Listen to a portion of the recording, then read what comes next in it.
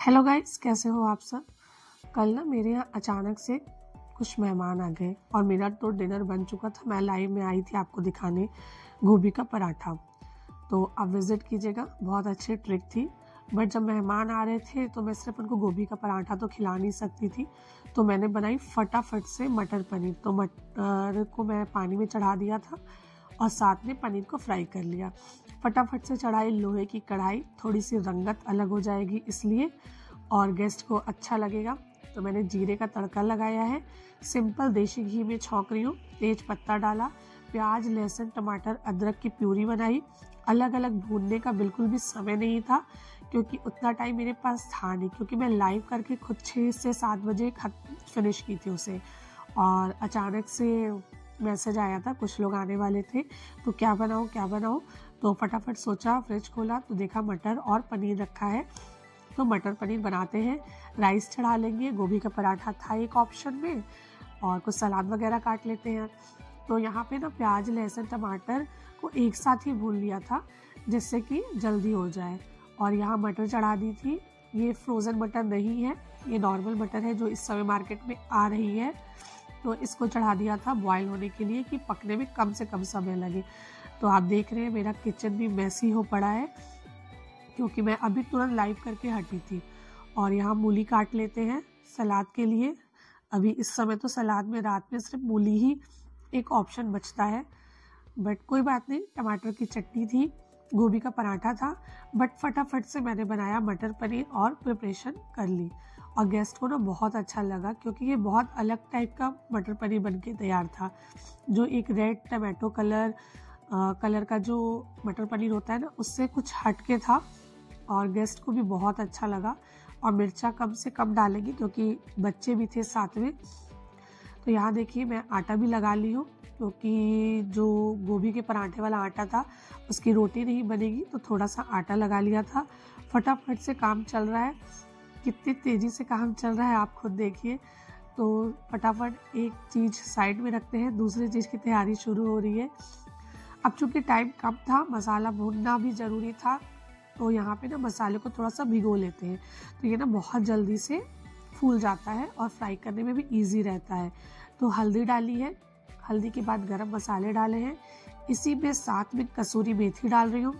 थोड़ा अलग टेस्ट के लिए पाव भाजी मसाला डाल रही हूँ कि रेगुलर टेस्ट से थोड़ा सा अलग हो जाए। और नॉर्मल पानी डाल के इसको फेंट के रख देती हूँ साइड में। जब तक मेरा प्याज लहसुन टमाटर की जो प्यूरी है वो भून रही है, तब तक ये थोड़ा सा फूल जाए।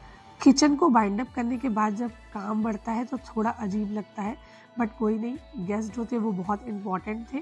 तो यहाँ फटाफट से मैं चेक कर रही थी कि मसाला मेरा भुना है कि नहीं, पानी सूखा है कि नहीं। तो मुझे ऐसा लग रहा था कि पानी सूख गया है, तो साथ में अब मैं वाले जो भिगोए हुए मसाले थे वो डाल दूँगी और इसको फिर से भूनेंगे थोड़ी सी देर।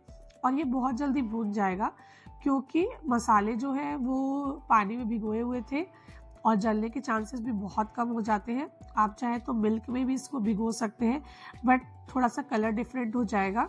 मुझे वो ब्लैकिश कलर चाहिए था लोहे की कढ़ाई में बनने वाला, जिससे कि सब्जी में एक अलग कलर आए।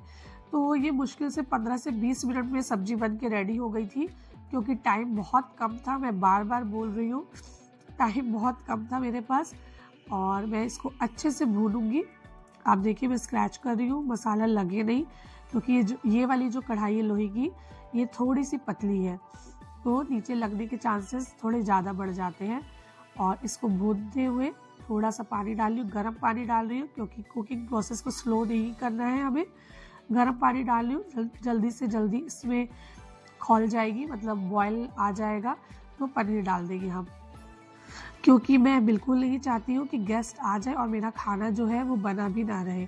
तो यहाँ मटर डाल दी है, चूँकि मटर एकदम बढ़िया सॉफ्ट हो चुकी थी, लेकिन फ्लेवर उसमें चला जाए अच्छे से मसालों का, इसलिए मैंने यहाँ पे मटर भी डाल दिया है, जिससे अच्छे से उसके साथ खौल जाएगा। और थोड़ी ही देर बाद मैं इसमें पनीर भी डाल दूँगी, बस थोड़ा सा खौल जाए। ग्रेवी जो है वो कच्ची नहीं लगनी चाहिए। साथ में डाल दिया है नमक अपने टेस्ट के अनुसार। अगर आपको मसाला कम ज़्यादा करना है तो भी आप इसी स्टेज पे आप टेस्ट करके कम ज़्यादा कर सकते हैं। और यहाँ डाल रही हूँ थोड़ी सी चीनी, मुश्किल से 1/4 टीस्पून के बराबर चीनी, जो कि सारे टेस्ट को बैलेंस करती है और इसमें कोई चीनी का टेस्ट आता नहीं है। अब यहाँ मैंने जो पनीर फ्राई किए थे, ज़्यादा पनीर भी नहीं था मेरे पास, बट जितना था उसी में काम चलाना था। यहाँ डाल दिया है पनीर और थोड़ा सा ये खौलेगा और मेरी सब्जी बिल्कुल रेडी हो जाएगी। बस जल्दी से जल्दी रोटी सेकेंगे और गोभी का पराठा, टमाटर की चटनी, मूली का सलाद, दही, ये सब के साथ मैं अपनी डिनर प्लेट लगा लूँगी। यहाँ मैं ऊपर से थोड़ा सा इसको रिच लुक देने के लिए घर की मलाई को फेंट लिया था, जो नॉर्मल दूध की मलाई हमारे दूध के ऊपर रहती है, वही निकाल के अच्छे से फेंट लिया था। थोड़ा सा लुक जो है इसका रिचनेस की ओर रहेगा, थोड़ा सा रिच लुक, टेस्ट हल्का सा, जिससे कि मेहमान को भी लगे ना कि आज हमने कहीं पे तो डिनर किया है। और लोहे की कढ़ाई में से तुरंत इसको निकाल लेंगे, क्योंकि लोहे की कढ़ाई का एक अपना टेस्ट होता है जो सब्जी में रह जाता है अगर आप वो कढ़ाई को छोड़ देंगे। तो इसलिए सब्जी को निकालना बहुत ज़रूरी है, नहीं तो पूरी सब्जी का टेस्ट जो है वो लोहाई लोहाई सा आने लग जाता है। और ऊपर से डालते हैं धनिया और सर्व करने के लिए एकदम तैयार है। आप चावल के साथ, रोटी के साथ, जिससे भी पसंद हो उसके साथ सर्व कीजिए और मेरे गेस्ट का डिनर तैयार है। Bye bye guys.